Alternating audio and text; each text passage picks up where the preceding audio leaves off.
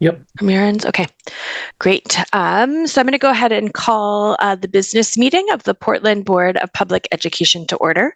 It is Tuesday, May 21st, 2024, and we are meeting in a totally virtual format. We have board members Figdor and Bondo not present this evening due to various reasons, and Student Representative McDonald might or might not be joining us because she's in Honduras at the moment and without reliable Wi-Fi. I am also in Washington County today, so just in case my Wi-Fi drops out, Board Member Bryden will be taking over. So just give everybody a heads up in case that happens.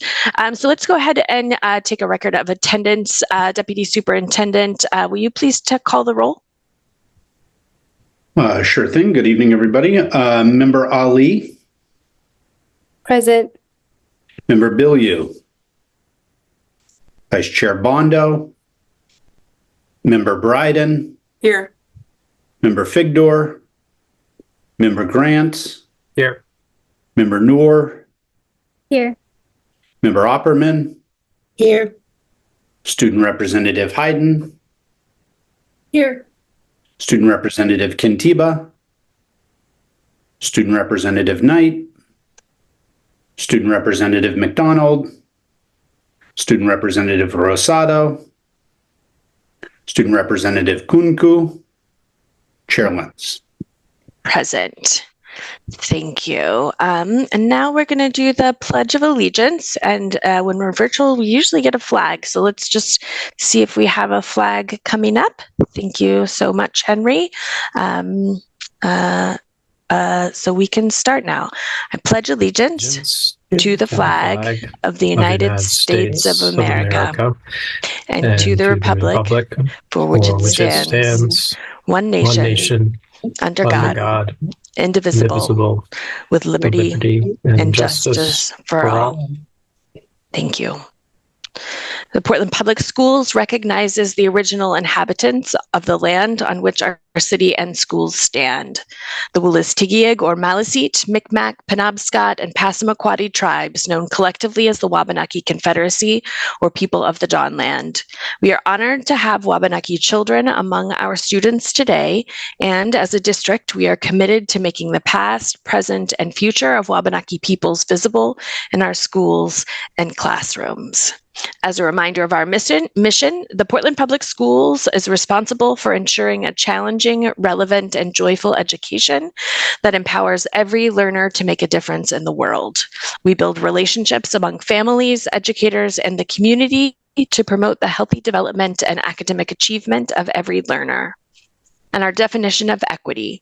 Equity is that all people are being held to high expectations and have access to opportunities that are reflective of their individual needs, identities, and experiences. Equity is achieved in Portland Public Schools when there are no identifiable differences in outcomes and experiences for any population subgroup. And now we're going to move on to public comment. So if you would like to give public comment and you are on Zoom, you can raise your Zoom hand. Okay, I see your hand, Lucy. I'm just gonna go quickly over the public comment guidelines, and then I'll let you come off of mute. So members of the public may speak on any subject directly related to the operations of the schools, except for personnel matters or complaints concerning specific employees or students, which shall be addressed through established policies and procedures. If an item is on the agenda, please use the public comment time associated with that item. Comments are limited to a maximum of 3 minutes or 6 minutes for individuals using an interpreter to make their comment. Individuals may not relinquish a portion of their allotted time to another speaker. The board may not respond to comments, and please refrain from responding in the audience or in Zoom. Speakers must refrain from engaging in disruptive conduct, including but not limited to using vulgar and or obscene language, threatening others using words by others or by other actions, using pejorative or discriminatory language with reference to a person or a group on the basis of their religion, ethnicity, nationality, race, color, descent, gender, or other identity factor, making defamatory comments, exceeding the allotted time limits, talking over or interrupting others, offering repetitive comments, and offering comment on matters unrelated to the school district's programs, policies, or operations. I'll stop or mute any public comment that is contrary to these rules, and I'll keep the time and verbally give you a 30-second remaining warning. And if you get to the end of your time and you need more time, you may ask for that. So with that, Lucy, please feel free to, oh, it looks like you do have permission to speak, Lucy, so go ahead. Thank you. Can you hear me okay? Yeah, thank you. Okay, great. So my name is Lucy Schulman. I live in North Deering, and I am an employee at Portland Adult Education, where I serve in multiple roles. I would just like to follow up on my comment at the meeting from 2 weeks ago. To my knowledge about we have a budgetary concern about the elimination of our head custodian position. To my knowledge, and I talked to a lot of people, so I would probably know there hasn't been any movement regarding the issue of the elimination of our head custodian position. I was in communication with Superintendent Scallon on this issue, and while I appreciate his time, he didn't address the concerns that I share with my colleagues about the impact that the elimination of this position will have on Portland Adult Education's operation. There was lots of reference to the central office's custodial needs, with reference to the bulk of custodial duties as cleaning, and that is simply not an accurate characterization of our custodian's role. We're a diverse building with very heavy traffic, a broad variety of programs and events, furniture and equipment from a variety of sources in a variety of conditions, and we really need a full-time person to manage the building. This week, we had to start towing student vehicles when students park at times or in places not permitted by the terms of our lease with the church. This was really a last resort due to the fact that our parking lot is a management nightmare. I have been driving around with a cracked tail light for months due to our parking lot being unsafe, despite heroic attempts to bring it to heel. And that said, I think it's a big mistake to eliminate the one person who manages to keep the madness somewhat at bay. Many of my coworkers are unable to make it here to these meetings due to evening teaching commitments. I teach Monday, Wednesday.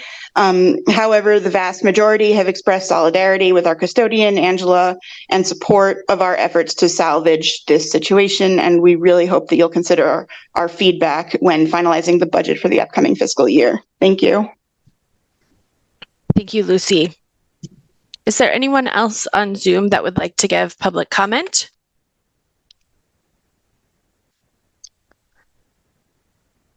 Okay, so seeing none, I'm going to go ahead and close public comment and move on to my remarks. So first, I want to just thank all of you that are on this Zoom screen, with the exception of a few people who are meeting here tonight for the first time, but all the rest of you had a really large contribution to our budget passing last night unanimously at the City Council. And I think that this passage is an indicator of several things to me. First, that we started with a really strong budget proposal that came from careful examination of every line item and deep community input. After the initial budget was proposed, we heard from so many of you and continue to, just like Lucy's comments, but board members, staff, students, parents, and community members. And your input really made this budget stronger, even in the face of our current funding challenges. So I just wanted to thank all of you who just followed and engaged with this process. And I wanted to give a special thanks to Mayor Dion and the Finance Committee Chair Trevorrow and the entire Finance Committee on the city side for asking just really thoughtful questions about our budget, but they were all in the spirit of collaboration and with the end goal of making sure that our schools are the best that they can be. So now the budget moves on to Portland voters to pass on June 11th. So please mark your calendars to make sure you vote that day to vote yes on this budget. And then in other exciting news, we've seen a lot of community conversation happening around the high school of the future. The first several info sessions around this were very well attended by community members. And in those conversations, it was just really obvious that this is something that the community cares really deeply about. And I just want to remind everybody that's listening that this is going to be a long process, and that there have been no decisions made at this point about what a high school might look like or where it will be or anything like that. We really just have, probably at least a year more than that to get ample feedback from the community. And so that will be happening over the course of next year as well. And I just hope that everybody continues to share their thoughts about this so that we can get the best plan possible. Dr. Scallon and I did touch base before these remarks to kind of like celebrate the thing, or to divide the things to celebrate, because there's a lot happening right now in the district. So I'm going to leave him some tonight. But first, I just wanted to acknowledge the Portland Public Schools were recently recognized with the School of the Year Award from the Maine Environmental Education Association. And the district was among the honorees at this an award ceremony on May 10th. And we were selected because of the many diverse ways that educators, students, school staff, organizations, and businesses contribute to Maine's thriving environmental education ecosystem. And just shout out to Katie West, our experiential learning and environmental literacy coordinator, for all of her work and all the educators that carry it out. Last night, the district celebrated 56 students who earned the seal of biliteracy, which is awesome. And as a reminder, this award is given out to students who test proficient in at least 2 languages. We have students that test proficient in even more than 2 languages, which is awesome. But this year, the languages represented included Arabic, French, German, Lingala, Japanese, Latin, Portuguese, Somali, Spanish, and Tajik. Congratulations to all that received that award. The Deering High School Science Olympiad team got 3rd at states and 15 medals, and their trivia team took the Maine State Quiz Bowl Championship. Congratulations to all that participated. And lastly, I just wanted to thank Jane Sawtail and Rachel Lawson, staff at Portland High School, for inviting the board and superintendent to sing with their choir last week. It was absolutely, truly a delight to join those amazing students and to perform with other staff from across the district.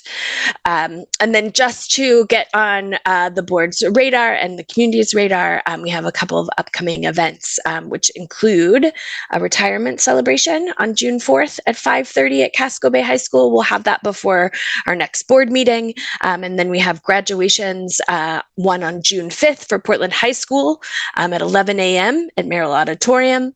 June 6th is Deering High School at 11 a.m. at Merrill Auditorium. And Casco Bay, I just lost the date there. Could someone help me find the date for Casco Bay's graduation? It's at 6 p.m. at Merrill Auditorium. I'm going to say it's June 5th, but can we double check? Sorry about that. I must have deleted it. Sorry, it's the Thursday, June 6th. June 6th. Thank you so much, Deputy Superintendent. And then also just to remind folks that June 15th is Pride Portland, and there's a big parade through town to celebrate our LGBTQ members of our community, and we always have a big school bus and presence in that parade. More details to come soon, but just know that that is coming up. And let's see. We do have Student Representative Rosado here. Student Representative Rosado, are you ready to give remarks? Yes, I am. Beautiful. Take it away. All right. Thank you, Chair. Good evening, everyone. Chair Lentz, Mr. Superintendent, Deputy Superintendent, fellow board members and members of the public. This year has been one with no shortage of learning and new experiences here at Casco Bay. And I'd like to take this opportunity to highlight some of the incredible learning that's been taking place over the last several months at Casco. Recently, 9th graders finished an expedition called Facing the Past, Forging the Future, in which they learned about the Middle Passage, part of the transatlantic slave trade, and learned about the 12.5 million individuals who were taken from the continent of Africa and brought to the Americas, 500,000 of which landed here in the United States, and learned about the experiences of these individuals, and learned about abolitionists, and focused on a specific abolitionist, and had to make a piece of art honoring that abolitionist, and learning about the contributions of that individual to the abolition of chattel slavery here in the United States.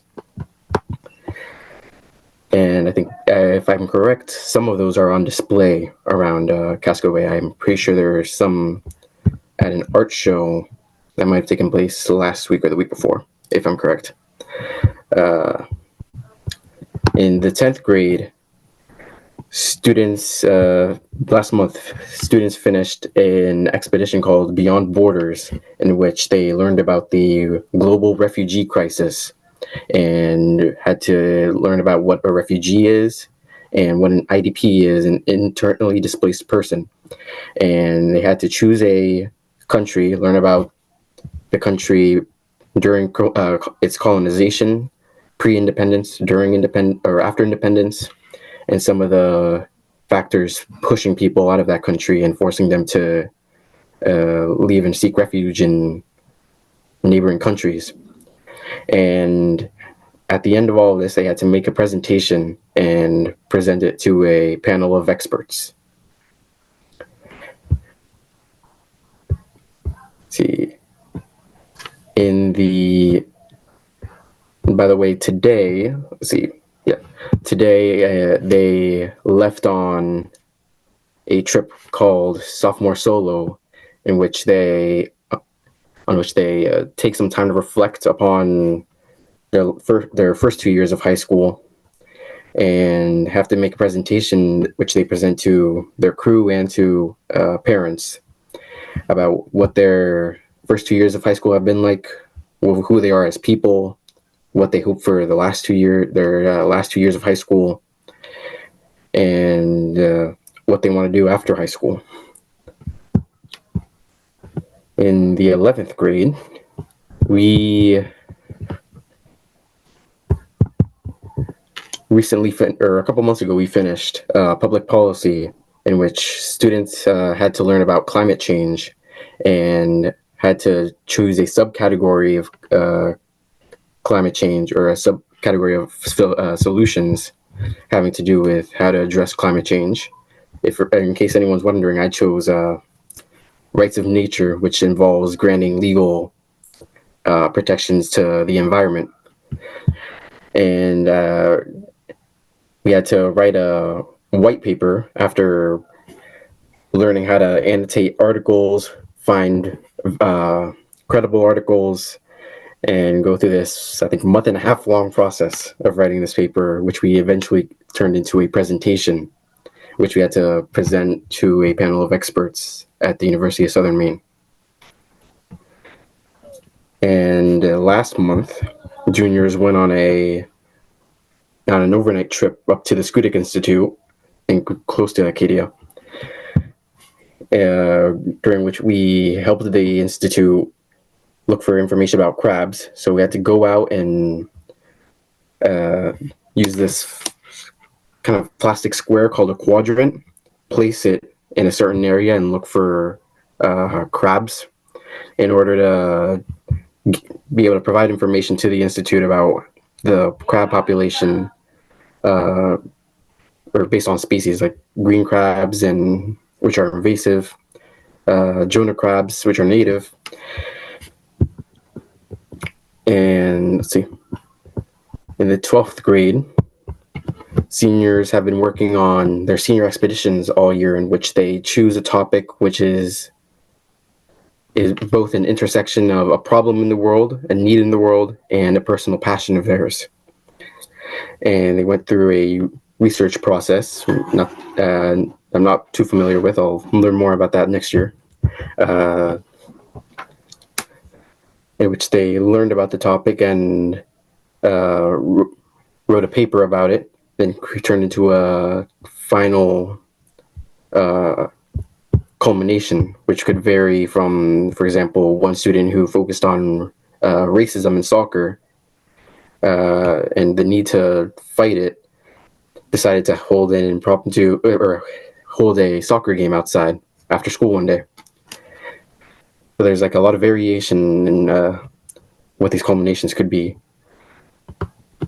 And starting yesterday, seniors started Final Word, which is one of our most cherished traditions at Casco, is where every senior gets up and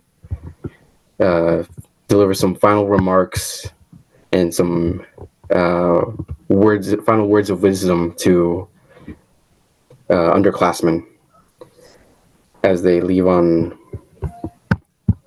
their journeys after high school. So I guess that's what we've been up to at Casco, and I'm sure these last few weeks of school we'll see no shortage of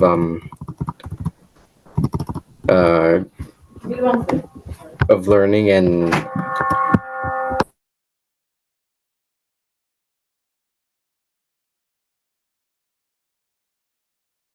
excuse me. That's my mother. I was saying there would be no shortage of learning these last few weeks, and I like to encourage my classmates to keep going. Just a few weeks left of school, to give it everything they have. Thank you, Student Representative Rosado. Does anybody on the board have any questions? I'm curious what your favorite part of the end of the year festivities are at Casco Bay, because there's always so many celebrations. What's your favorite?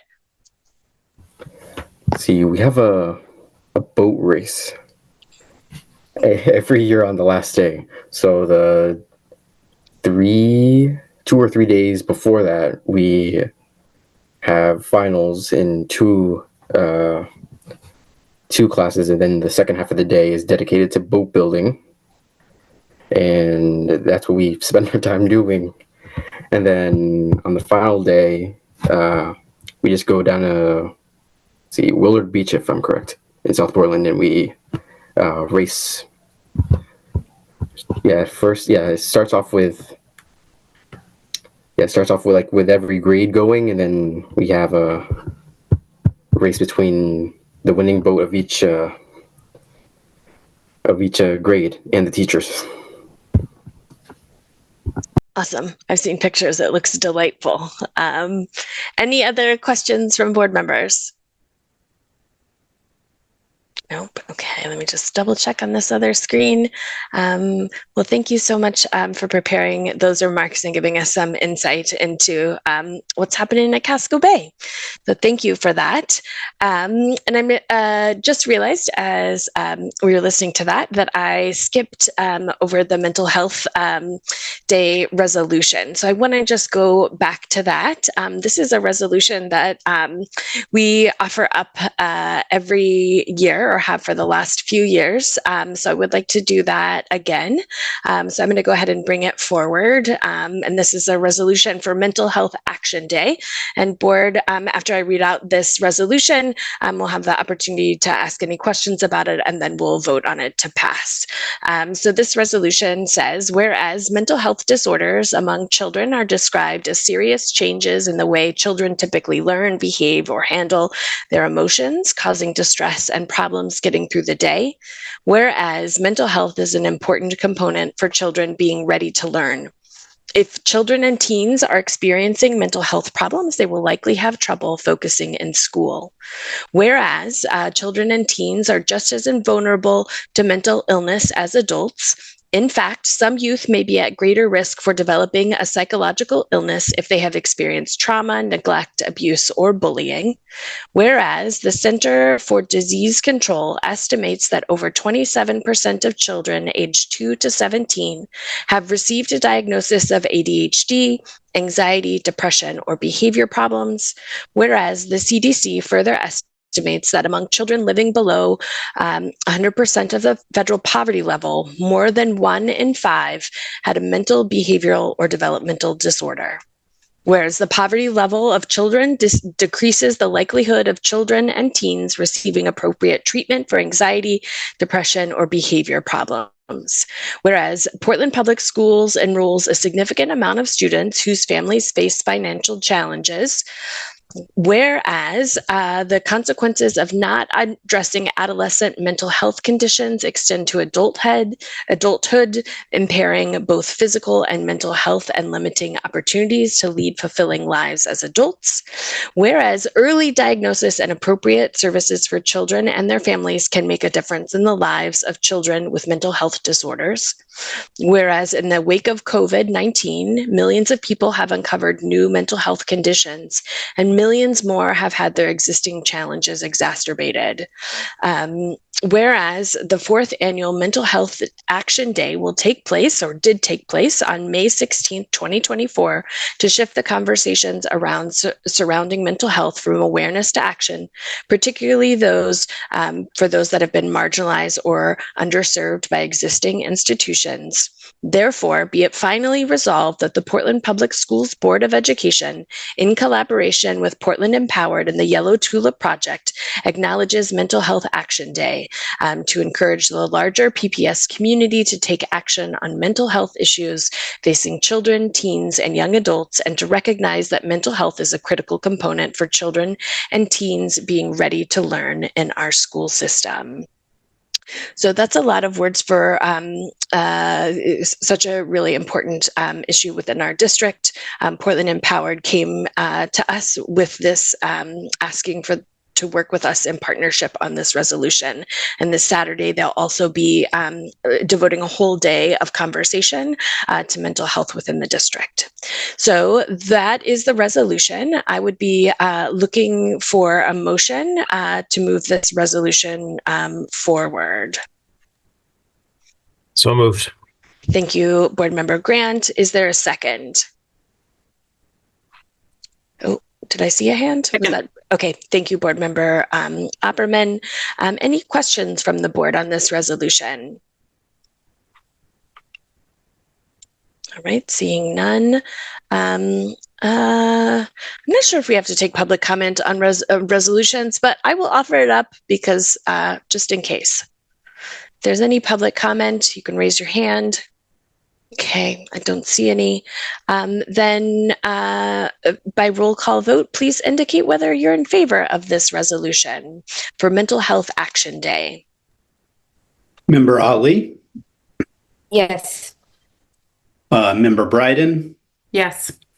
Member Grant, Yes. Member Noor, Yes. Member Opperman, Yes. Student Representative Hayden, Yes. Yes. Student Representative Kintiba, Yes. Student Representative Rosado, Yes.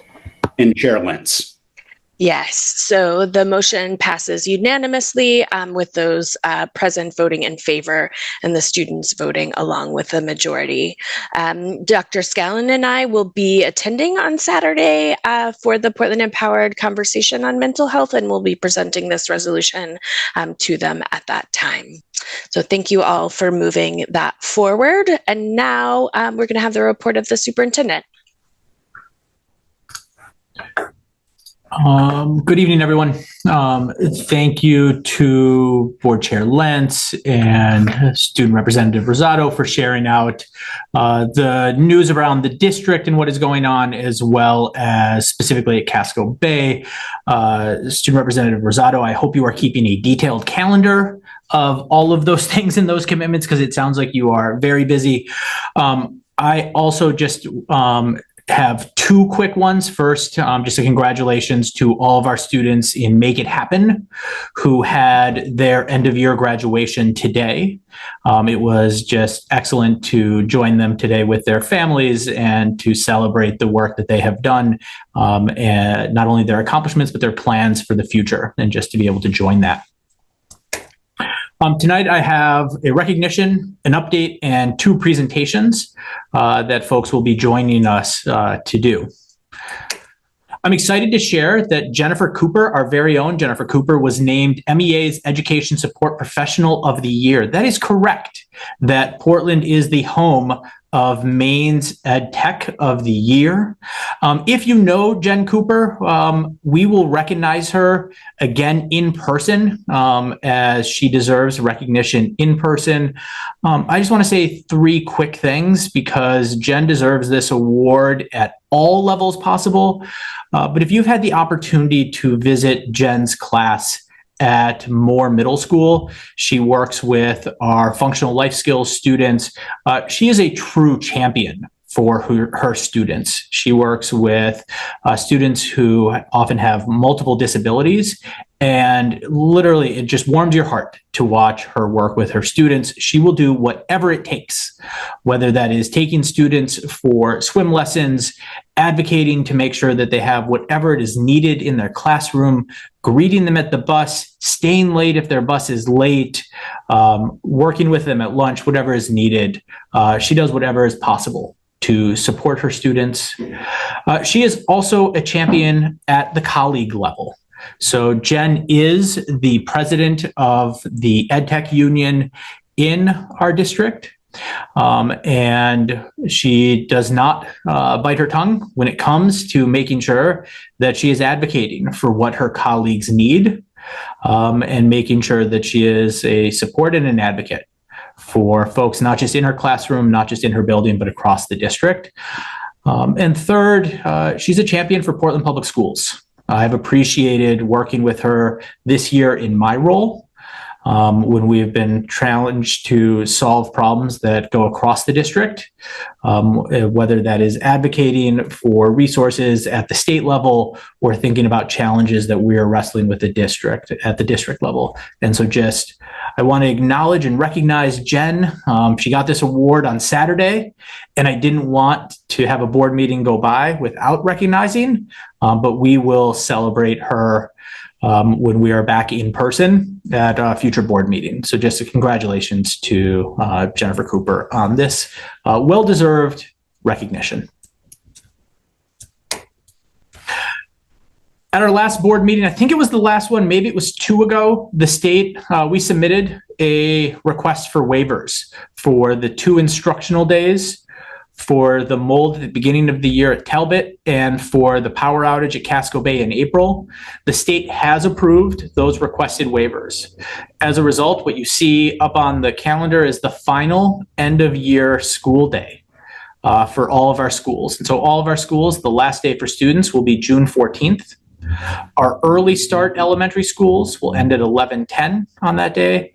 Our secondary schools will end at 11:50, and our late start elementary schools will end at 12:30. And so last day for students is June 14th across all of Portland Public Schools, and our staff, the last day will be on June 17th.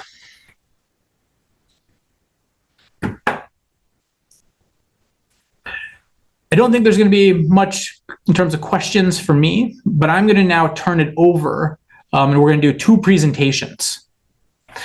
And so back, right actually when I first joined the district in July and August, there was a question around compensation for our non-represented staff members.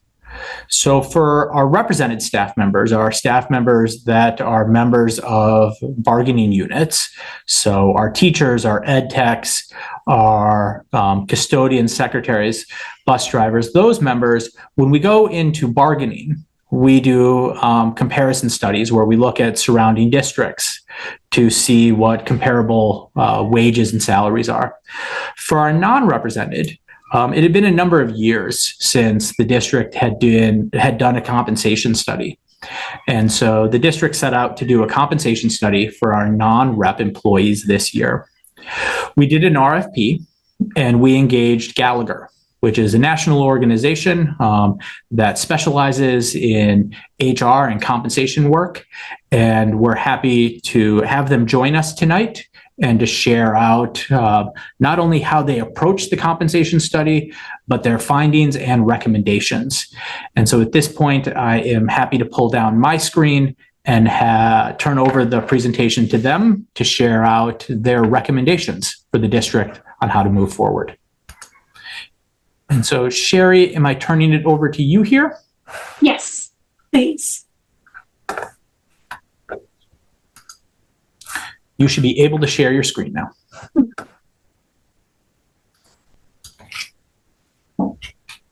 Let me know when you can see that. Can everyone see that screen? Okay. Yes. Great, thank you. So my name is Sherry Fallon. I was the senior consultant on this project and work with Superintendent Scallion and his team. I also have on the phone with me my colleagues Jow, Teresa, and Beverly that are here for both support and to answer any questions at the end, should you have any.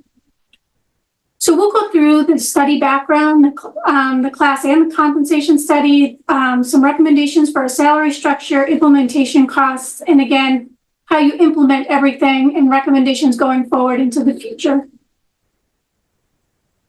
So some of the study background, again, Portland Public School District, partnered with us, Gallagher, to conduct a comprehensive classification for about 180 job titles, covered about 104 of your non-represented employees.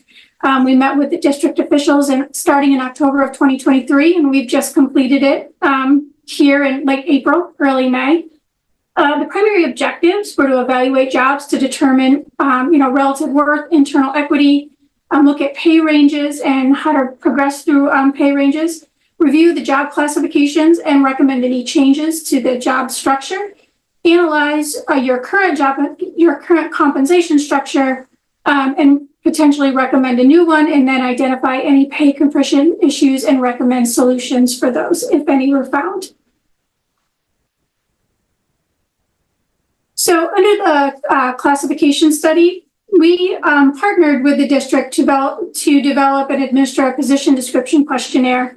And this helps to collect job information. We also collected job descriptions, but we know sometimes those are hard to keep up to date. So we distributed the position description questionnaires to give employees the opportunity to tell us what they did on a day-to-day basis. And these were submitted and reviewed by both the supervisors at the district and human resources with the opportunity to comment. We did get over 180 combined job descriptions and PDQs. And they were submitted between November of 2023 and February of 24. So in that, as we were looking through all the job descriptions, and PDQs, one of the things we were looking for was to ensure greater consistency across the district. And we looked at them based on levels of responsibility and to standardize some classification titles to make it a little bit more easy to have a job structure that's more easy to manage. It simplified the classification structure. So we did combine certain classifications performing similar types of work into job families so that you'd be able to look across and potentially see a progression for development and growth. We retitled some classifications based on what we read to make sure they accurately reflect the work, especially in the industry. Identified career ladders and promotional opportunities as appropriate. And so the current classifications went from about 75 titles to 36 classifications across 9 job families. And as we reviewed each job description, we made sure that we reviewed under the Fair Labor Standards Act for exempt and non-exempt designation to ensure that they were properly classified. And in addition, part of the scope is we are currently writing 35 new job descriptions to get them a little bit more up to date and within industry standards. So for the compensation study, we select benchmark jobs using many different criteria. What we ended up doing for Portland, because there wasn't a lot, there was about 70 or 72, we actually just chose them all. But typically we'll choose a representative significant portion where employees have populated those titles across all levels. They're common in the marketplace for both K through 12 and cross-industry jobs. Maybe difficult to recruit for, where there may be high turnover, and make sure all functional areas are accounted for in the study. We also deployed a custom survey to the 32 organizations on the screen. It was during a difficult time, budget time for most K through 12. So 8 organizations, about 25% of the total list, participated. And we were able to get some data that we were able to use in our results. We also here at Gallagher have access to published survey sources. We utilize them in addition to the custom survey data that we collect. And if they have to meet certain criteria, they're conducted by a reputable firm. And the 4 that we used are on my right-hand side: CompData, Mercer, Willis Towers Watson, and the Economic Research Institute. They're conducted on an annual basis. The data is not self-reported, and the data reported back is aggregated. The effective dates are identified, and they run it through the same Federal Trade Commission guidelines that we are bound by, where that has to meet at least 5 data points per title in order to aggregate and analyze data. And it goes through a statistical analysis as well for any outliers. So we collect this data. Survey data is usually just a little bit behind. You typically will participate in around March, April, and you'll get the results sometime in the fall. So we aged everything to a common effective date of July 1, 2024, knowing this is for the next fiscal year. And we use World at Work prevailing market trends. They do a salary base salary survey and a salary structure survey, where for an educational institution in Maine, 3%, we trended by 3% for actual base salary, so that would be your base pay, and then 1.5% for salary ranges or your salary structure. We do geographically adjust all data to the cost of labor for Portland, Maine, and that's the difference in pay or labor market from one job, from one location to another. So we do not use cost of living, which is a little bit different. And again, we apply the same statistical analysis to identify any outliers in the data. So here we researched market salary rates for 79 non-representative positions, which was all of yours. And we found data for 62 of those positions. And for each benchmark position, it's a positive indicated that Portland Schools was above market. A negative figure indicates that they pay below market. And this is sort of the guideline chart that we follow when we look at any study. So about plus or minus 5% of the market, you're considered highly competitive. 5 to 10, just above 5 to 10%, you're competitive. And after that, about plus or minus 10 to 15 and above 15, there's some potential or possible misalignment. And that can be for different reasons: performance, turnover, longevity, anything that would impact a job change that might explain some of the variances. So overall, the Portland Public Schools at the 50th percentile, which is the middle of the market, which is considered competitive, Portland is about 4.3% above that 50th percentile. And the 50th percentile typically reflects those seasoned employees that have been in their role, not necessarily time and service at Portland Public Schools, but in their current role for probably about somewhere around 7 to 8 years. You should be somewhere around that 50th percentile and competitive. So right now, Portland Public Schools on an aggregated basis looks highly competitive right there at that middle of the market.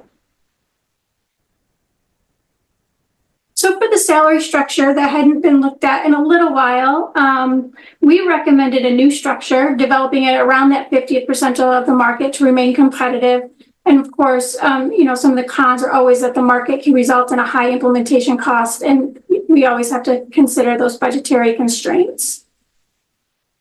So on the screen, you'll see a pay grade. Those are currently placeholders. We sort of name it that way. There's 6 grades that are non-exempt that would, for those that will be paid an hourly basis as they don't meet the exemption tests under the FLSA. And then the 7 through 15 would be your exempt levels. Currently, the DOL has increased starting July 1, the FLSA exempt minimum, where you have to meet a certain salary threshold to remain paid on a salary basis and meet their duties tests. So of course, when you implement a new structure, we level set all the employees within that structure. We make sure that no pay cuts will occur. So if someone's above where they should be based on their time and position, that's great, and they remain there. employees will be paid within the new salary ranges, and no one will be paid below the minimum of the new salary ranges. And we assumed about a 1.5% increase for every year that they're in their current position. So if they've been in there 10 years, it'd be slightly above 15% because it does compound. So we'd move them into the range towards that midpoint at about 1.5% per year that they've been in their role. And then we cost it out to bring everyone to the minimum of the range, and then the bring to range with time and position adjustments as well. And on this screen, the screen, about 47 people were affected by the new salary structure, to about $148,000 to get everybody into a competitive position by the amount of time they've been in their role. So our recommendations, of course, is to implement the proposed salary structure to remain competitive. And the salary structure should be adjusted every year by that trend factor. And again, you can use World at Work. I know that BLS sometimes will put out some data as well. And also some people may benchmark based on the CPI, the Consumer Price Index. In addition to adjusting the salary structure every year, continue to conduct a comprehensive compensation study at least every 3 years, because the market can do different things depending on what's going on in the economy, especially as we just came out of COVID. Post-COVID, some of the salaries have moved a little bit more than normal. And then revise and modernize the district's pay policies and practices to promote compensation best practices and support employee retention and recruitment. So for your pay administration guidelines and ongoing maintenance, they should be implemented for placing and moving employees through this structure so that they're moving towards that midpoint during their career and their time in their role. Annually review internal alignment to make sure jobs have not changed, and the classification to ensure proper leveling between jobs, and individual salary advancement, but base pay increases. So this would be base pay only through the ranges, should be based on competent performance in their job classification. And again, as you're thinking about moving the structure every year, the individual salary based pay should always move at a higher rate than your salary structure adjustment so that people still can see that movement through the ranges. So that is the end. If there's any questions.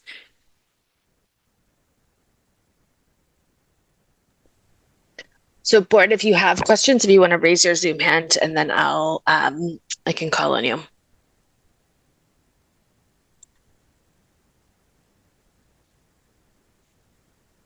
Board Member Bryden, go ahead. Thanks, Chair. Sherry, thank you so much for taking the time to walk us through this. I have a question. I think it was slide 14 or 13. It was the slide with the 4.3% figure and the grid with the red and the green and I think it was blue. So I'm hoping that you could maybe explain that slide in a different way because I was really confused. Okay, sorry. Yeah. Well, yeah, back. Yep, that's the one. Okay. So what made me confused is, so I can read that it's 4.3% above the 50th percentile. Can you explain how because the glaring red 17% number is like right in your face. Can you explain how this all fits together? Sure. Thank you. When you look at the market and you collect all the data, you run it through the analysis and you get percentiles. So the 25th percentile, that's the lower end of the market, right? 25% of the data falls in that first quarter of the data. And so you guys, obviously you've had some long tenured employees in their current positions. So you want to be above that 25th percentile. It's not really a competitive place to be. Say, we're below that or anything. The 50th percentile, that 4.3% above, which states that you're highly competitive, which is great for your long service employees and all your employees.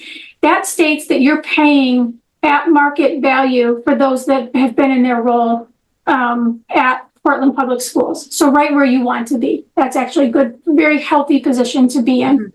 Now, the 75th percentile, you'd be leading the market, right? That's kind of almost the top of the market. You got the 75th and the 90th and then the 100% of the market.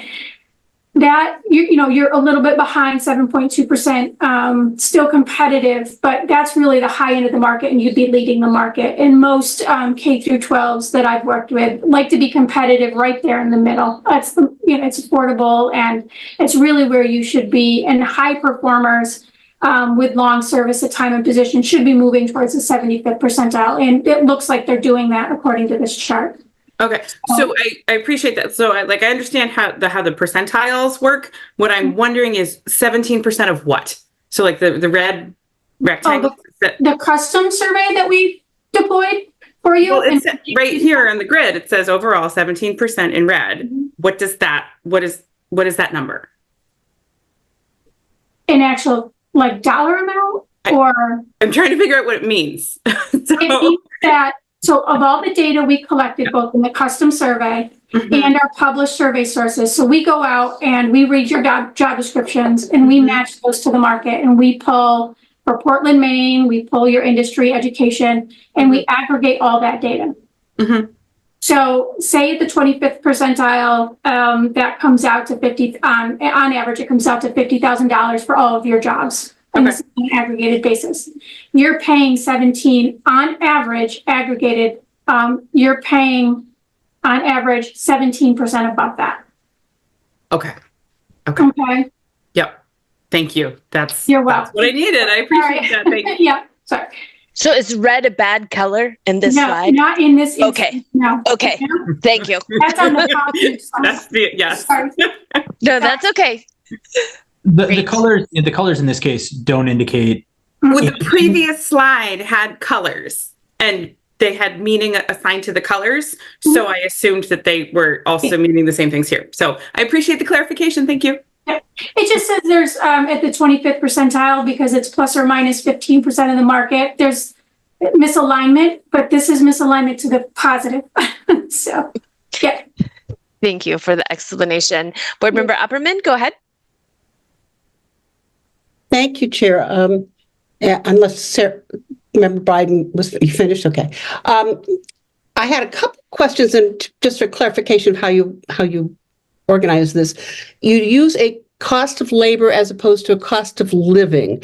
So what you're doing is, let me ask if this is what you were doing. You're saying what are people paying, not what is livable.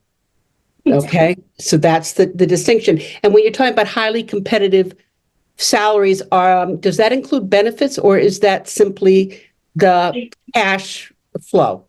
It's base pay, so it's not a total comp amount with a value of benefits added in. This is just what your base pay, what you're being paid to do that work.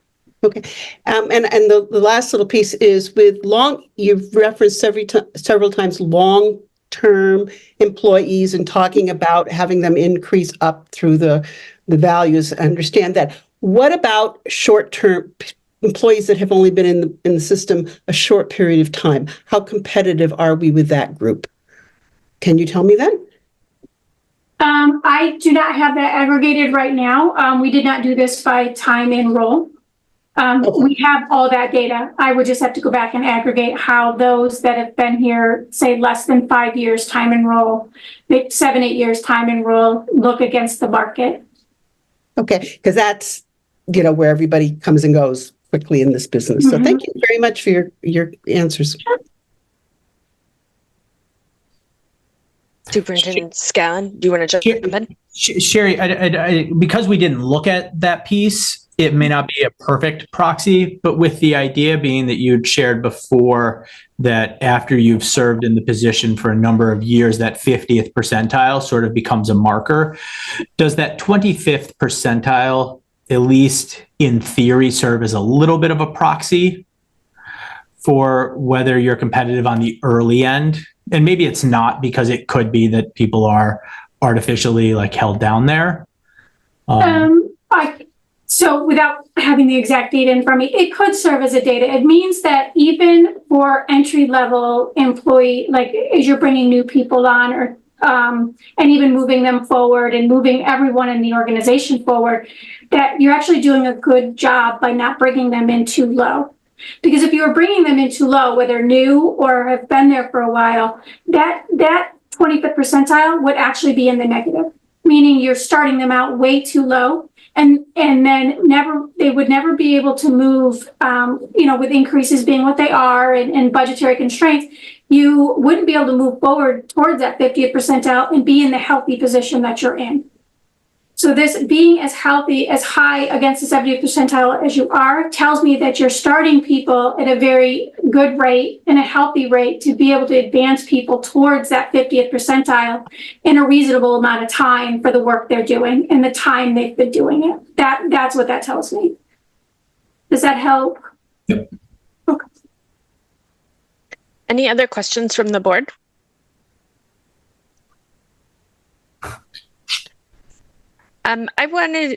I'll ask one question and then I'll come back to you, Board Member Upperman.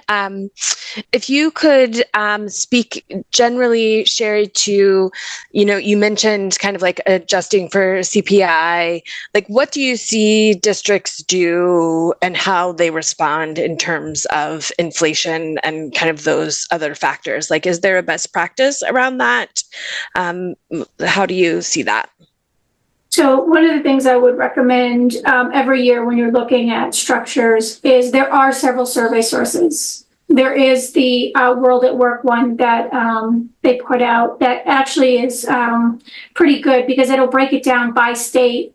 It'll break it down by industry for you. That's a really good source to move that forward. And as you could see, I believe for education in Maine, it was, quote me, 3%. I'm going to go back for a minute. Yep, 3% for actual base pay salary. So that's what educational institutions have been doing, and 1.5% for salary ranges. So they're moving their salary ranges at a slower rate than their actual salary so people can advance through. The other sources I gave you are more free and they'd be inexpensive to use. There is a cost to World at Work, which is why we like to tell you about BLS as well. And when you look at inflation, and again, budgets being what they are, it's really hard to keep up with inflation right now. But using that also is maybe a reference point as you're trying to think about moving salaries forward of what that would look like. Okay, thank you. That's helpful. Can I answer your question? Mm-hmm. Yep. Board Member Upperman? I'm going to share my ignorance. Just for clarification, when you have exempt and non-exempt, how would a layperson understand that? Okay, so there's the Department of Labor enforces the Fair Labor Standards Act. What the Fair Labor Standard Act says is in order to be paid a salary instead of by the hour, first, you have to meet a salary threshold, and on July 1, that's going to $43,888. January 1, 2025, that's going to $58,656, and you have to be paid that. Now it runs by the week, right? So you break that down to a weekly rate. I'll break down the $58,656 real quick. That's $1,128 a week. If you can't meet that salary threshold, regardless of duties at this point, you have to be paid by the hour so that you are eligible to earn time and a half for anything over 40 hours. Okay. Then you move on to, if you can meet that salary threshold, then you have to meet duties tests. And there's very specific duties tests. There's an executive one, an administrative one, and a professional one. And there's also a computer exemption one. And they have guidelines. Independent judgment and discretion. For executive, it would be you have to run a division or a subdivision. It's management. You have to supervise 2 or more FTE. You have to have hire fire responsibilities. You have to make decisions with a great amount of risk, right? So you're running a department, a division. The administrative one is independent judgment and discretion. The work is non-manual in nature. And they say it much more eloquently than I can here. I'm paraphrasing. And you have to meet those duties tests. So IT, for the computer exemption, it's about designing, developing, systems engineer, software engineer, stuff like that. They've specifically said that help desk desktop support is not exempt. They outline that very clearly in the computer exemption. So then you have to meet all of the duty tests under one of these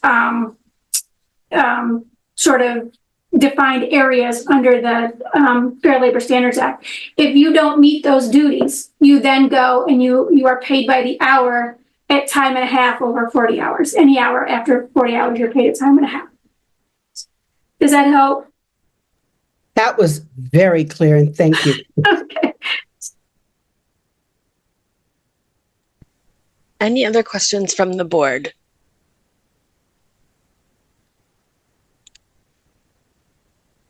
Awesome. Okay, I don't see any questions, but I just want to acknowledge that I just feel like this is so in line with where we are with our strategic planning for the next few years in terms of just creating systems to both help recruit and retain staff. So I just appreciate getting this done, the thoroughness of it, and that can really help us understand where we are competitively in the market. I know that that is a priority for the board to really bring in the best people we can to this district. And I think that this will help us.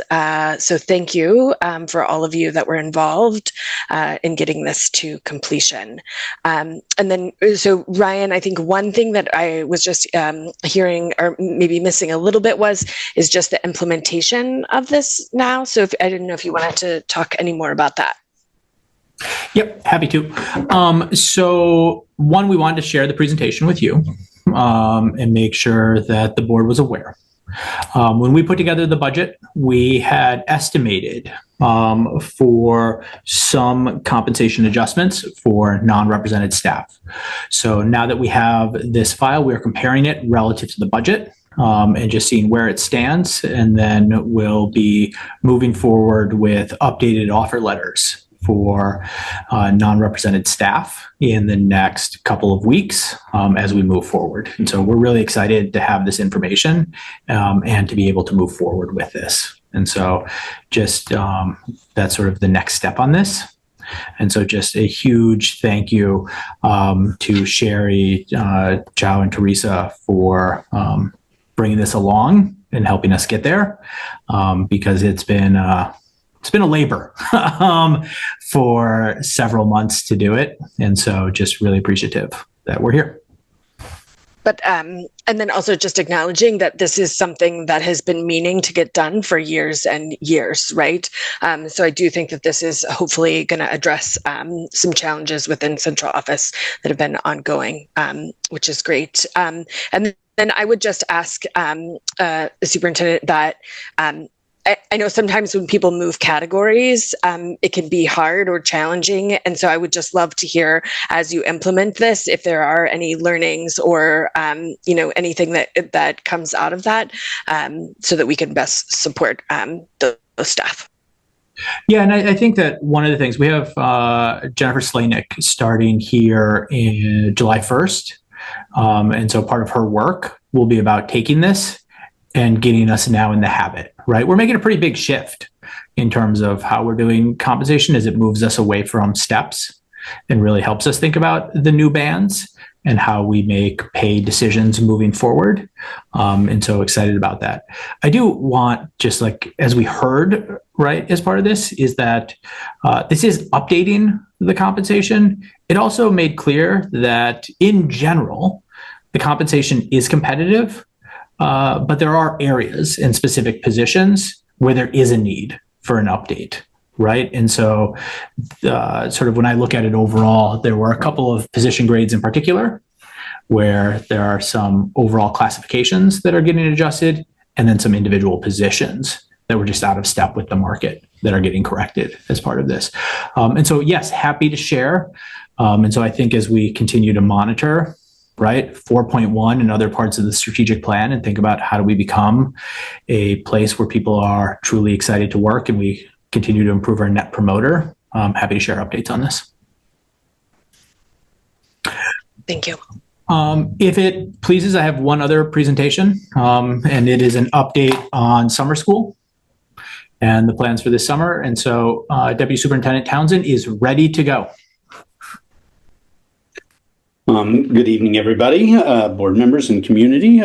Just Tonight, our goal is just to provide a brief update on the summer programs we have planned for this coming year, summer 2024, across all our different kind of grade spans and levels. So at a high level, just in terms of our overview, we're going to be running 17 different programs at 8 school locations, including 2, and then in addition, 2 virtual programs. So a lot of different things happening. Our enrollments, we're anticipating serving, close to 1,200 students, so around 1,165. And as you can see, broken down by the different grade spans in terms of the programs. Programs will run from really the first week. We'll have kind of a week off as we close things up and get ready. But then we'll begin some programs on Monday, June 24th, and continue all the way through August 15th. The bulk of programming happening between July 1st and August 8th, as you'll see on subsequent slides. And overall this year, from the range of funding sources, and again, have that on our last slide, we're anticipating spending just under $1 million on summer programs. So this is kind of consistent with our historical spend in terms of averaging about an $800 a student cost for summer program. Those numbers get tweaked at the end, but from a budget perspective, that's in line, depending on how many students we have and what the actual expenditures are at the end.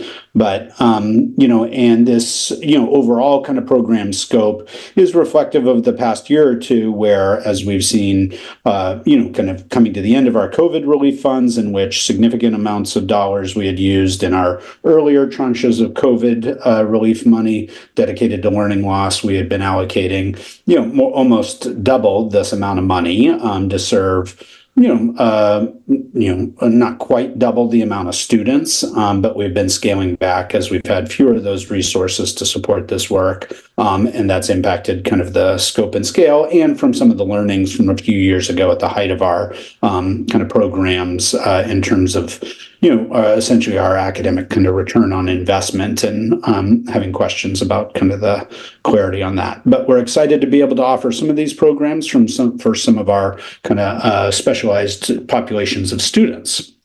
So for a brief run through at the grade span level, at the elementary level, our largest program will be continuing our partnership with LearningWorks. We've been partners with LearningWorks for many years, as through the 21st Century Learning Center grants, the federal grants through the state of Maine that support both during the year after school programs as well as summer programming.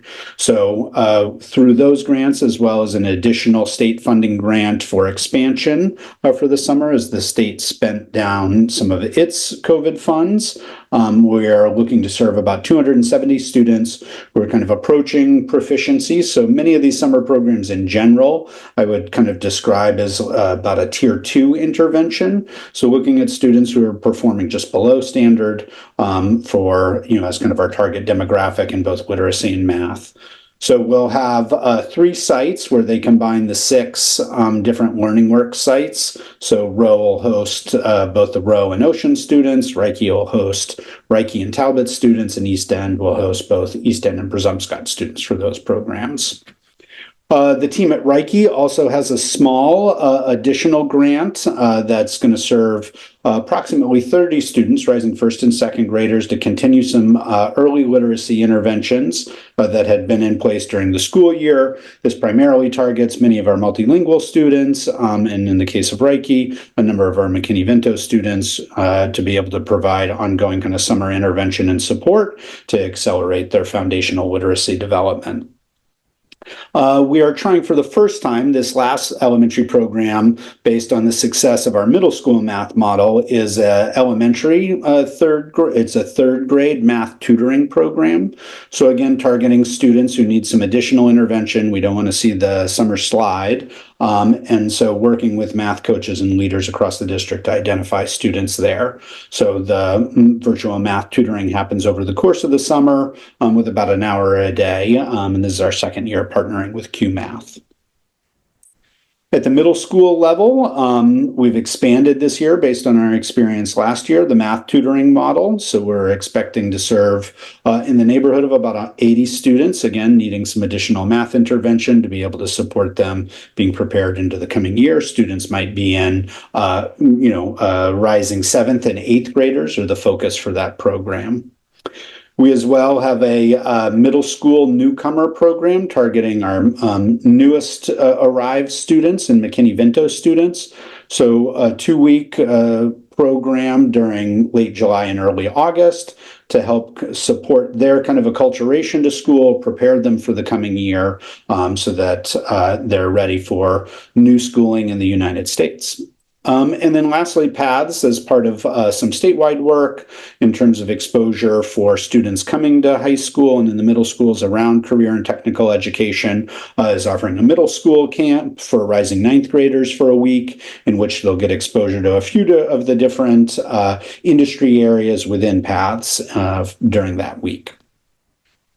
At the high school level, we have two programs, though they happen at each of our 3 high schools. So we have our intensives program, which has been kind of the update that we've developed throughout the pandemic, really, to kind of replace the traditional kind of credit recovery program that we had. So these are shorter, kind of more focused sessions that focus on the kind of key graduation standards and allow students to demonstrate mastery of those to kind of recoup credit or earn additional credits to support their pathway to graduation. Within that, we offer additionally, in addition to some of the kind of core graduation courses and standards that are addressed, we do offer an AMP camp, so an accelerated math program for students who may be entering accelerated math trajectories in our high schools. And then we provide at each of the schools language development support for our multilingual learners, so they're intensive supporting those students. As well as part of our ongoing work to support our high schools and with kind of the development of our 9th grade teaming structure, one of the common practices we've developed over the past few years has been establishing a summer bridge program for rising 9th grade students. These primarily are targeted at students, again, at that tier 2 level, both academically and behaviorally and attendance-wise, to try and engage them, establish initial relationships, and provide some academic support to help them have a successful 9th grade year. As we know, 9th grade is the most critical year in high school. Students who fall off track, fail a core course or, have disciplinary incidences are much less likely to graduate on time. So this has been part of our 9th grade strategy. So we look forward to hosting a number of students to be able to provide that support over the course of the summer. And then lastly, we have a large, as we do every year, as part of our commitments and obligations from a special education perspective, we have our extended school year programming. That's happening at 3 different sites, because of the kind of scope of that programming. At the Ocean site, they will continue to offer, ESY programming for students who are in the beach program. The Row site will host students that have ESY services in the functional life skills and academics areas, as well as some of our behavioral support programs. So they'll have programming there for elementary school students, and then our middle school and high school students will be at Deering, where again they have the range of programming based on students' IEPs, throughout the year. So lastly, just to give you a slice of kind of all of the different pieces of funding that we're leveraging to try and provide this scope of programming, you can see here the various funding sources and what it supports. So our ongoing kind of commitment of using our ESSERF dollars to support this work, but also you can see a range of other funds that we've been able to use to be able to support the work that we're doing this coming year. So, and that reflects that, overall total of just under $1 million of investment for summer programming this year. So we're excited about what we have. We have kind of our operational systems, appreciation to many of our folks that have been involved in terms of getting started this year, so that we had logistics around transportation, food service, facilities worked out well ahead. We are doing pretty well in terms of both staffing and student recruitment at this time. So starting to get ready for all the operations to launch here in just over a month. So with that, that's our update for Summer Programs 2024. Thank you so much for that update. I would look to board members for any questions. Yeah, go ahead, Board Member Upperman. Thank you, Chair. I have a couple questions. One has to do with the success or level of success these programs have. Do we have any real measurement on the summer programs last year that from what happened at the beginning to the end and how it impacted their year at this past school year as they entered in September? And I'm particularly thinking about the math programming. What is it? What's the cost benefit, to getting this done? That's one question. And the other question I have is when we're looking at the various programs and the staffing involved, a number of students involved. Extended summer is incredibly intensive, and it has to be. But I'm wondering I noticed in looking at the bridge programs that there were, single week programs at Deering and in Portland, 3 separate week programs. I think they're separate 3 programs at Casco Bay. How many? And if you don't have it now, I'd like it sometime. How many faculty or staff are involved in providing those programs, and what's the student-faculty ratio in each of those? Those are a couple questions that I have. Great, thanks, Member Opperman. I will need to follow up with you around I don't have off the top of my head the staffing totals related to the bridge program, so we can follow up on that. And yes, we've done some analysis, after each year in terms of kind of the academic success, and that's informed which programs we've sustained really since the height of kind of our programming. And so, the math program is a good example of where we did see some benefit in terms of students' grades over the course of the year as they came into this year after the summer programming. And so that was part of informing the expansion of that work. It seemed to be it had relatively high attendance throughout the summer, so the dosage felt sufficient. So we've had some expansion there. Similarly, at the high school, we've sustained both because of the need to help ensure we have structures in place for students to continue to earn credits or units of proficiency for graduation. But we have really seen an improved both attendance and kind of academic outcomes with the intensives model compared to the historical kind of credit recovery, where students had to show up and be there for 6 weeks and kind of recover the whole course. And we did that collectively at one site historically. So it was not necessarily with teachers or staff they were familiar with. So this model where we're running it in more high interest based courses focused around those graduation standards, we have seen a positive impact over the past number of years with that model.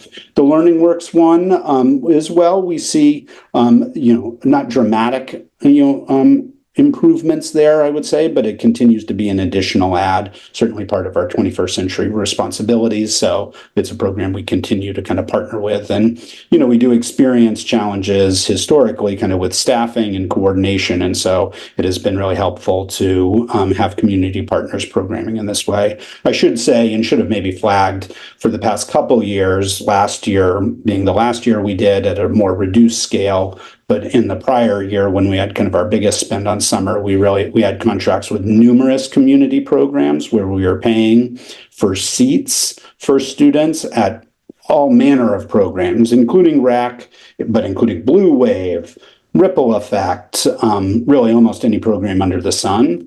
And there we did not see that same level of return. We had real challenges filling those seats. We had challenges with language access by providers in terms of serving our population, and just did not see the benefit. And there were many kind of logistical coordination issues. So as we evaluated kind of what to sustain with the resources we had this year, that was something we decided not to invest in for this current year. Board Member Bryden? Thank you, Chair. Deputy Superintendent, thank you so much for that presentation. It's very clear, really appreciate that. And I always like hearing about ways that we're supporting students.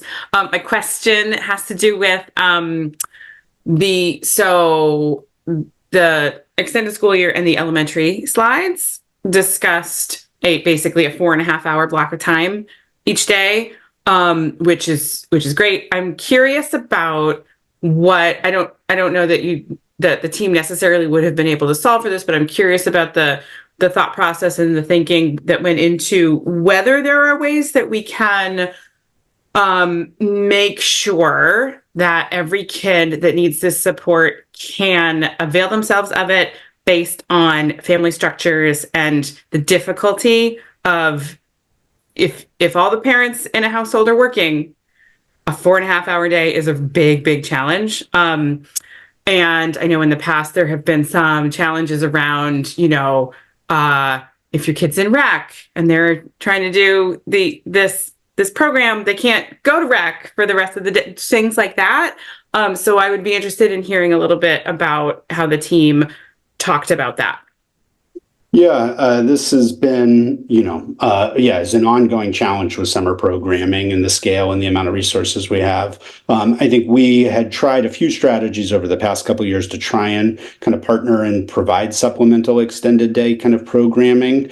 Those, from a cost perspective, were, challenging to sustain. And then as well, just from a financial perspective, from a staffing perspective, it was difficult for us to find the kind of requisite staff to be able to fulfill that level of programming because, in addition to kind of the partial day, many programs really run Monday through Thursday. So there are a number of challenges in terms of that access. I don't think, it's a, kind of annual challenge to try and figure out the right mix to both get programming enough to sustain and entice kids to sign up and families to sign up, while providing the kind of right kind of wraparound supports to make it accessible. So I think, more broadly, and kind of within the context of the strategic plan and the community schools initiative, that's laid out as part of the priority 3, I think there's a bunch of work for us to continue to do to think about how we can kind of grow the infrastructure necessary to do summer in a sustainable way, more ongoing, because it always feels like with very little committed centrally for any kind of extended learning, summer or after school, it's like an annual kind of like, okay, pull it together. And that's, a lot of opportunity for learning and supports both during the school year as well as over summer that I think we could take better advantage of, but it's going to require some strategic thinking and planning. So appreciate the opportunity for that's coming up in the strategic plan. Thanks. Yeah, Board Member Bryden, I hope that is a challenge that we can figure out how to get to the other side of. Just really recognize that. Deputy Superintendent Townsend, I just had a question about the bridge program. If I remember correctly, last year we saw almost 100% of Casco Bay rising 9th graders participated, but lower participation in the other high schools. I'm just curious if there's any new strategies happening to see if we can get a higher level of participation from Deering and high school. Because it does seem like it's an effective program.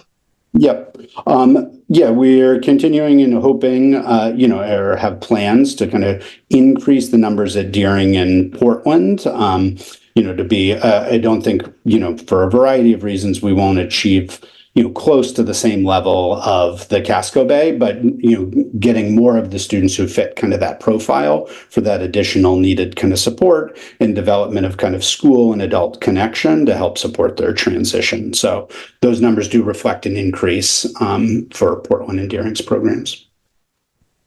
Awesome. Thank you so much. Any other questions from board members or student representatives? Okay, I don't see any, so I think we can move on. Is there anything else, Superintendent or Deputy Superintendent, that you want to make sure we get to? We can move forward with the agenda. Beautiful. So up next, we have the report of the secretary. Let me just double check. Yeah, so we have the consideration and action to approve the meeting minutes for May 7th, 2024. Are there any corrections to the meeting minutes from May 7th, 2024? Looking for any hands, and let me just double check that we still have quorum here. Okay, great, beautiful. So I see no hands or corrections, so then the minutes are approved as distributed. And then we have several items of old business. So up first we have the consideration and action to approve changes for policy IHBAC, the child find policy. Is anybody want to say anything about this before I ask for a motion? No? Okay, great. So I am going to be looking for a motion for the consideration and action to approve changes to policy IHBAC child find. Is there a motion? Thank you, Board Member Noor. Is there a second? Second. Thank you, Board Member Grant. Board Member Ali, I'll get you the next one. Any questions from the board on this policy? Any public comment? Okay, seeing no Zoom hands, I'm going to close public comment. Any general discussion from the board? Then by roll call vote, please indicate whether you are in favor of the consideration and action to approve changes to policy IHBAC child find. Deputy Superintendent, will you please call the roll? Yep. Member Ali? Yes. Member Bryden? Yes. Member Grant? Yes. Member Noor? Yes. Member Opperman? Yes. Student Representative Hayden? Yes. Student Representative Kintiba? Yes. Student Representative Rosado?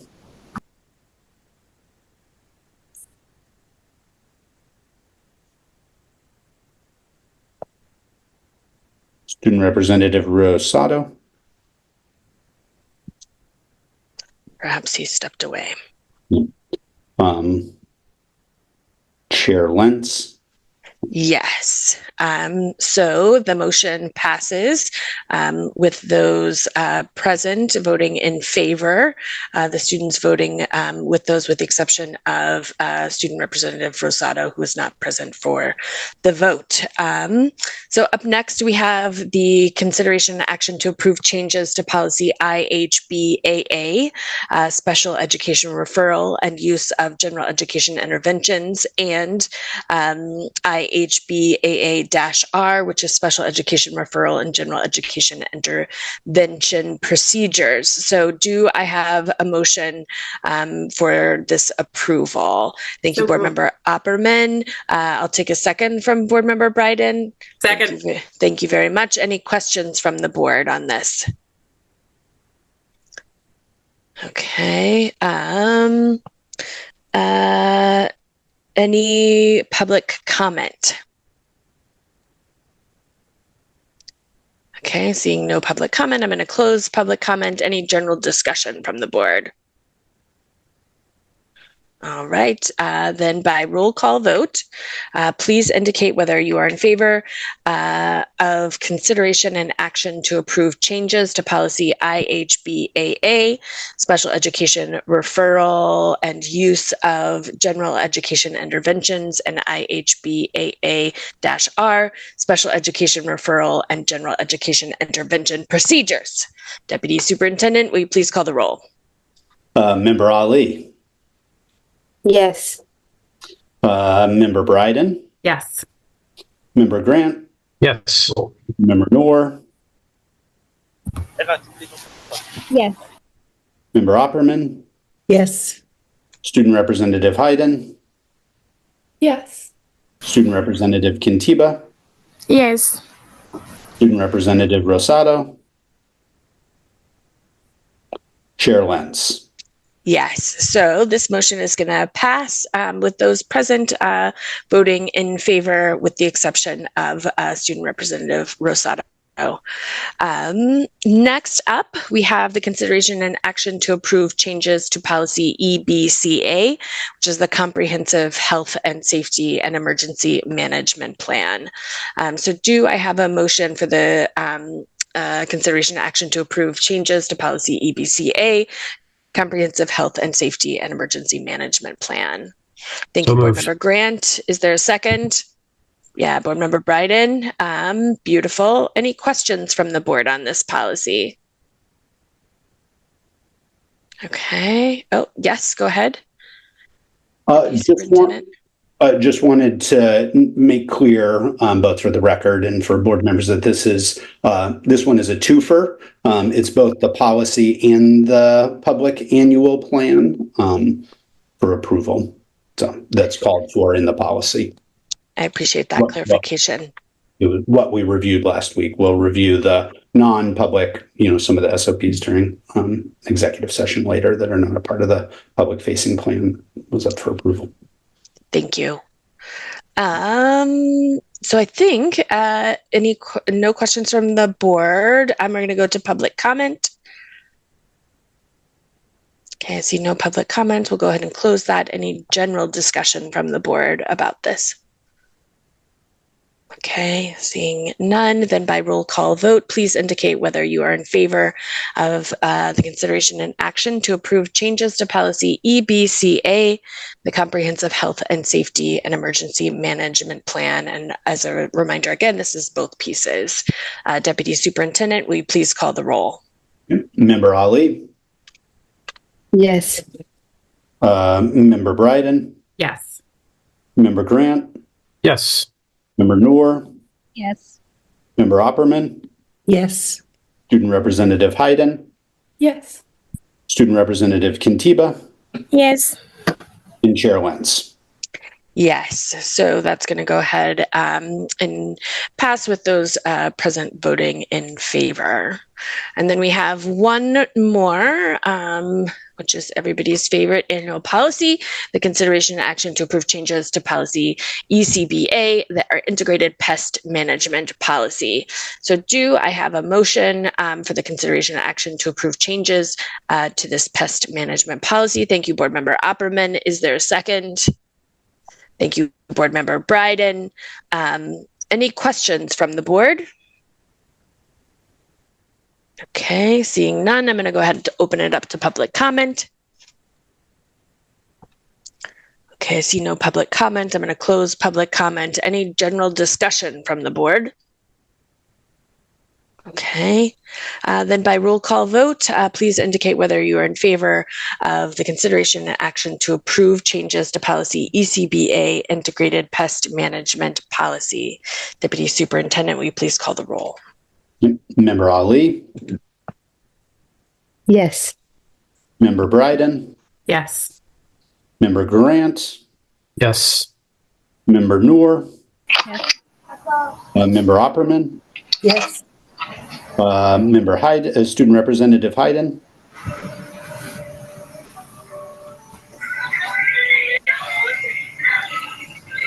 Still with us? Yeah.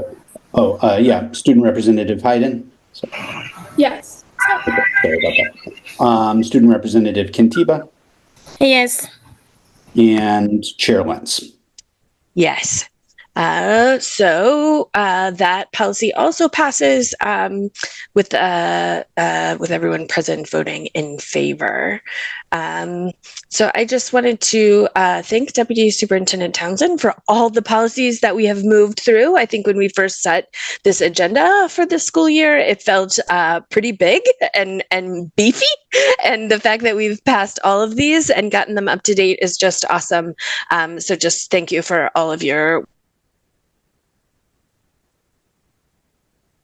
Board Member Ali, I just see your message, but I need you to go into executive session or we won't be able to go into executive session. So please hold the line if you can. Oh, did I just lose her?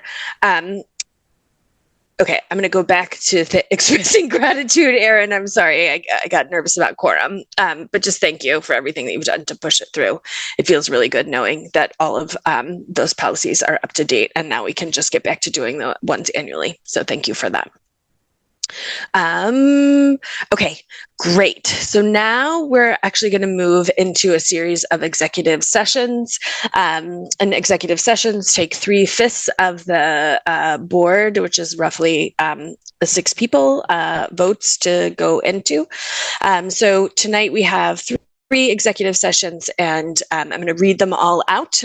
We will do them one after the other, and then there will be no votes in executive session, as always. After the 3rd executive session, we will come back out into public meeting to adjourn. And so just so people know, the board is going to move to a different Zoom link, but then we'll come back to this Zoom link to close things up at the end. Does that feel clear as mud to everyone? Any questions? Yeah, go ahead. Let's make it even a little bit less clear. Okay. Recognizing that you can't keep 2 Zoom links live at the same time. What we're going to do is I sent everybody on this call a Google Meet. And so what you will do is you will go mute and cameras off on Zoom, and you will open up a calendar invite that had a Google Meet link on it. Okay. That you got, and you will join that Google Meet. Great. Any issues that you have with that, text me or Superintendent Scallon, and we can help problem solve. So I'm going to read out these executive sessions right now. So I'll be looking for motions and seconds after this. But we have the consideration and action to enter into executive session pursuant to 1 MRSA 4056B to consider a student matter, a consideration and action to enter into executive session pursuant to 1 MRSA 4056F to discuss safety standard operating procedures, and consideration and action to enter into executive session pursuant to 1 MRSA 40560 to discuss student enrichment coordinator negotiations. So all those is there a motion? Thank you, Board Member Bryden. Is there a second? Board Member Opperman and Board Member Grant, I see your hand. Yeah, I just wanted to state, just for the record, that I'll join the first 2, but not the 3rd. And then I'll be here for the adjournment vote, so you have a quorum for that. Thank you. I appreciate that. So all those in favor of entering into those 3 executive sessions, raise of hands. Okay, 1, 2, 3, 4, 5, 6. Okay, great. So now we'll go into that Google Meet. So we're going to mute, turn off your video, and go into Google Meet. Board Member Grant, if you're still around, we would take you for adjournment. Is there a motion to adjourn? Thank you, Board Member Noor. Is there a second? Second. Thank you, Board Member Bryden. All those in favor? Board Member Opperman, I'm going to assume that your hand is up. So we're going to adjourn at 8:37 p.m.